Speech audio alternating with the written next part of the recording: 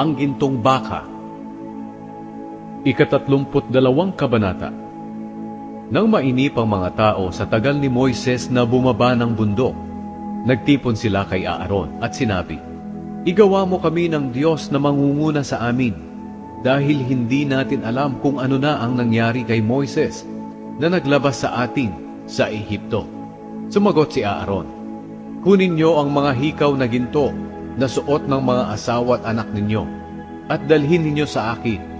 Kaya kinuha nilang lahat ang gintong mga hikaw at dinala ito kay Aaron. Tinipon ni Aaron ang mga ito, tinunaw at hinugis na baka. Sinabi ng mga Israelita, "Ito ang Diyos natin na naglabas sa atin sa Ehipto." Pagkakita ni Aaron na sumaya ang mga tao, nagpagawa siya ng altar sa harap ng baka at ipinaalam sa kanila, "Bukas, magdaraos tayo ng pista para sa karangalan ng Panginoon." Kaya kinaumagahan, maagang bumangon ang mga tao at nag-alay ng mga handog na sinusunog at handog para sa mabuting relasyon. Kumain sila at uminom at nilubos ang pagsasaya sa pagsamba sa Diyos-Diyosan. Sinabi ng Panginoon kay Moises, "Bumaba ka na dahil nagpapakasama ang mga kababayan mo na inilabas mo sa Ehipto. Napakadali nilang tumalikod sa mga itinuro ko sa kanila."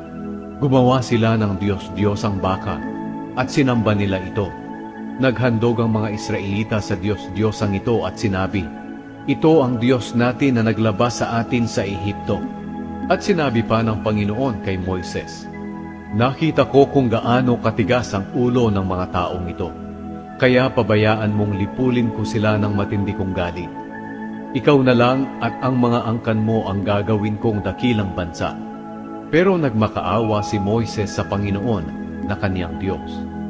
"O Panginoon, bakit po ninyo ipapalasap ang galit nyo sa inyong mga mamamayang inilabas ninyo sa Ehipto sa pamamagitan ng dakila niyong kapangyarihan? Ano na lang po ang sasabihin ng mga Ehipsyo? Na kinuha po ninyo ang inyong mga mamamayan sa Ehipto para patayin sa kabundukan at mawala sila sa mundo? O Panginoon, huwag po ninyong ituloy ang matinding galit ninyo sa kanila. Huwag ninyo silang papatayin.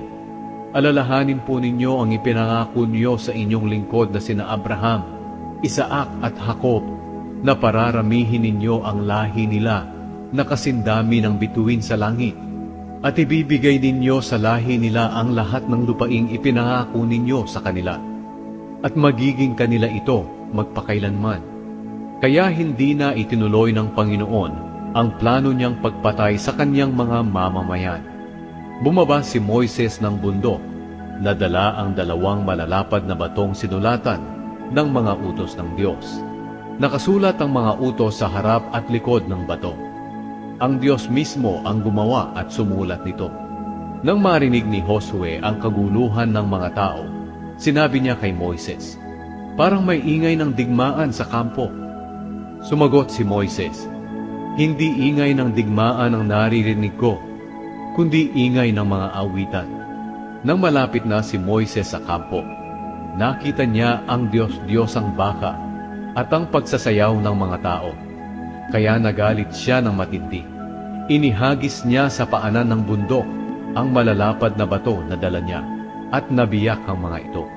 Pagkatapos kinuha niya ang Diyos-Diyosang baka na ginawa nila at sinunog ito. Dinurog niya ito ng pinong-pino at inihalo sa tubig at ipinainom sa mga mamamayan ng Israel. Sinabi ni Moises kay Aaron, "Ano ba itong ginawa ng mga tao sa iyo at pinabayaan mo silang magkasala?" Sumagot si Aaron, "Huwag po kayong magalit sa akin. Alam niyo kung gaano sila kadaling gumawa ng kasamaan. Sinabi nila sa akin, 'Igawa mo kami ng Diyos na mangunguna sa amin,' dahil hindi natin alam kung ano na ang nangyari sa taong si Moises na naglabas sa atin sa Ehipto. Kaya sinabi ko sa kanila na dalhin nila sa akin ang mga alahas nilang ginto. Nang madala nila ito sa akin, inihagis ko ito sa apoy, at mula roon, nabuo itong baka." Nakita ni Moises na nagwawala ang mga tao at pinababayaan lang sila ni Aaron.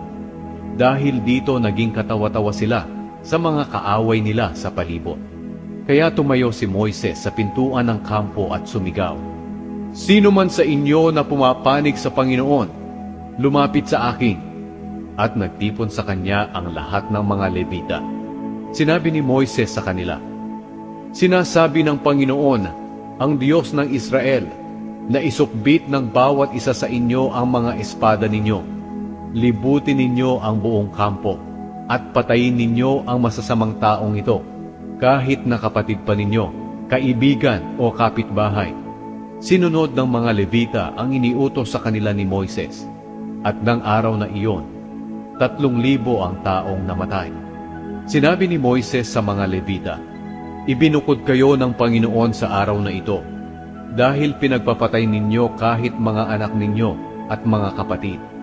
Kaya binasbasan niya kayo sa araw na ito." Nang sumunod na araw, sinabi ni Moises sa mga tao, "Nakagawa kayo ng malaking kasalanan, pero aakyat ako ngayon sa bundok, doon sa Panginoon. Baka matulungan ko kayong mapatawad sa inyong mga kasalanan." Kaya bumalik si Moises sa Panginoon at sinabi, "O Panginoon, malaking kasalanan po ang nagawa ng mga taong ito. Gumawa sila ng Diyos na ginto, pero ngayon patawarin niyo po sila sa kanilang mga kasalanan. Kung hindi ninyo sila mapapatawad, burahin na lang ninyo ang aking pangalan sa aklat na sinulatan niyo ng pangalan ng inyong mga mamamayan." Sumagot ang Panginoon kay Moises, "Kung sino ang nagkasala sa akin, ang pangalan niya ang buburahin ko sa aklat ko. Lumakad ka na at pangunahan ng mga tao papunta sa lugar na sinabi ko sa iyo, at pangungunahan kayo ng anghel ko. Pero darating ang panahon na parurusahan ko sila sa mga kasalanan nila." At nagpadala ang Panginoon ng mga karamdaman sa mga Israelita, dahil sinamba nila ang Diyos-Diyosang baka na ginawa ni Aaron.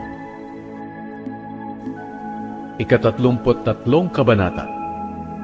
Sinabi ng Panginoon kay Moises, "Umalis ka sa lugar na ito, kasama ang mga mamamayang inilabas mo sa Ehipto, at pumunta kayo sa lupaing ipinangako ko kina Abraham, Isaac at Jacob. Sinabi ko sa kanila noon na ibibigay ko ang mga lupaing ito sa kanilang mga salinlahi. Pauunahin ko ang anghel sa inyo, at itataboy ko ang mga Kananeo, Amoreo, Hiteo, Perezeo, Hiveo at Jebuseo sa lugar na iyon. Kayo lang ang pupunta roon sa maganda at masaganang lupain. Hindi ko kayo sasamahan, dahil matigas ang mga ulo ninyo, at baka mapatay ko pa kayo habang nasa daan."